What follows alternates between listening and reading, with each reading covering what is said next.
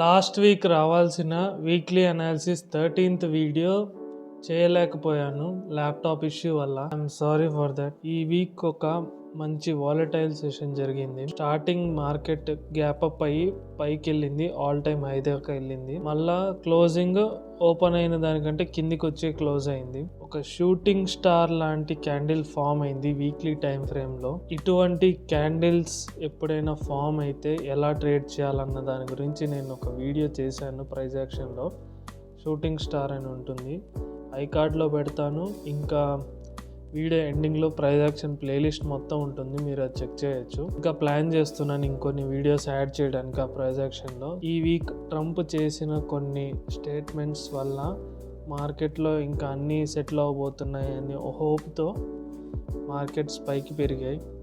కానీ అది just న్యూసే, event కాదు, అఫీషియల్గా కన్ఫర్మ్ కాలేదు. కాబట్టి మళ్ళీ మార్కెట్ డౌన్ అయింది. ఇంకా మార్కెట్ ఇంకా కంటిన్యూ అవుతుందా పడటం, లేదంటే పైకి వెళ్తుందా అన్న క్వశ్చన్కి ఆన్సర్ ఈ వీడియోలో చూద్దాం. హాయ్, నా పేరు శ్రీకర్.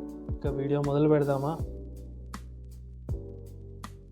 ప్రజెంట్ నిఫ్టీ యొక్క వాల్యుయేషన్స్ కొంచెం ఓవర్ వాల్యూడ్ జోన్ వైపు ఉన్నాయి. చార్ట్ని కూడా వీక్లీ టైం ఫ్రేమ్లో చూస్తే లాస్ట్ ఇయర్ ఆల్ టైమ్ హైకి దగ్గరలో ఈ వీక్ యొక్క క్యాండిల్ క్లోజ్ అయింది. అది కూడా ఒక pin bar shooting star candle close అయింది. ఇది షార్ట్ టర్మ్లో మంచిది కాదు. అలా అని ఇప్పుడు మార్కెట్ బేరిష్ అయిందా అంటే అలా కూడా కాదు. ఈ షార్ట్ టర్మ్లో బాగోదు అన్న సెంటిమెంట్ని మొత్తం తుడిచిపెట్టి మళ్ళీ బుల్లిష్ అవుతుంది అన్న కన్ఫర్మేషన్ ఎప్పుడు వస్తుందంటే 26,100 ఉంది దీని హై. దీనిపైన ఒక మంచి క్యాండిల్ క్లోజ్ అవ్వాలి. జనరల్గా మార్కెట్లో ఎప్పుడు కింద కొన్నా కానీ ఆల్ టైమ్ హై దగ్గరకు వచ్చినప్పుడు చాలామంది ప్రాఫిట్ బుకింగ్ కూడా చేస్తూ ఉంటారు. ఆ ప్రకారంగా ఈ వీక్ క్యాండిల్లో కూడా ప్రాఫిట్ బుకింగ్ జరిగింది అని అనుకోవచ్చు. మీరు గమనిస్తే విత్ ఇన్ 3-4 వీక్స్లో 5% నిఫ్టీ వైస్ పెరగడం అనేది చాలా పెద్ద విషయం. అది ఇంత మంచి ర్యాలీ నిఫ్టీలో వచ్చింది కాబట్టి కొంచెం పుల్ బ్యాక్ రావడం అనేది కూడా నార్మలే. పుల్ బ్యాక్ కాస్త ఎంతవరకు వచ్చే ఛాన్స్ ఉంది అంటే మనం దీన్ని 30 minute టైం ఫ్రేమ్లో చూద్దాం. ఇక్కడ నుంచి ఇక్కడికి ఫిబొనాకీ డ్రా చేస్తే మీకు 25,450 460 ఇక్కడ ఉన్న ఒక మెయిన్ లెవెల్ ఉంది. ఇంకా 25,600 దగ్గర ఇంకొక మెయిన్ లెవెల్ ఉంది. సో ఈ గోల్డెన్ జోన్ రేషియో దగ్గరకు వచ్చి రివర్సల్ అవుతుంది అని నేను అనుకుంటున్నా.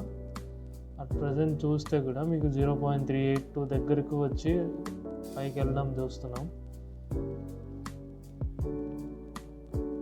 సో 0.5 0.618 ఈ రెండు గోల్డెన్ రేషియోస్. ఈ రేషియోస్ని బ్రేక్ అయ్యి కిందికి వెళ్ళడం మొదలైతే బేరిష్ నేచర్ కొంచెం స్టార్ట్ అయిందని చెప్పొచ్చు. కన్ఫామ్గా బేరిష్ నేచర్ స్టార్ట్ అయింది అని చెప్పాలంటే 25,000 కిందకే వెళ్ళాలి. 26,100 పైకి వెళ్తే బుల్లిష్ అవుతుంది. ఈ మధ్యలో కొంచెం టైం తీసుకొని ఎక్కువగా ఇక్కడిక్కడే ఉందంటే సైడ్ వేస్ అవ్వడం మళ్ళీ మొదలవుతుంది. నిఫ్టీతో పాటు ఈసారి బ్యాంక్ నిఫ్టీ యొక్క చార్ట్ని కూడా చూద్దాం. మీరు బ్యాంక్ నిఫ్టీ చార్ట్ని చూస్తే జూన్ ఎండింగ్ జూలై టైంలో ఫామ్ అయిన ఈ ఆల్ టైమ్ హైని ఈ లాస్ట్ వీక్ క్రాస్ అయింది. ఈ వీక్ రీటెస్ట్ అయింది. సో ఈ రీటెస్ట్ అయిన తర్వాత మళ్ళీ పైకి వెళ్ళే ఛాన్స్ ఉంది. At present Nifty bank valuations కూడా బాగున్నాయి కాబట్టి మంచి మొమెంటం వచ్చే ఛాన్స్ కూడా ఉంది. Short term levels, target levels అని అనుకోవచ్చు ఈ మూడింటిని. ఎందుకు అనేది మీకు తెలియాలంటే ప్రైస్ యాక్షన్లో ఫిబొనాకీ వీడియో ఒకటి ఉంటుంది, అది మీరు చూడండి. దాన్ని బట్టి మీకు అర్థమవుతుంది ఇది ఎలా గీసానని. సరే, ఇంకా ఆప్షన్ సెల్లర్స్ యొక్క డేటాని చూద్దాం. ఈ వీక్ యొక్క డేటాని చూస్తే కాల్ సెల్లర్స్ యొక్క స్ట్రెంగ్త్ ఎక్కువ కనపడుతుంది, అదే బేర్స్ యొక్క స్ట్రెంగ్త్ ఎక్కువ కనపడుతుంది.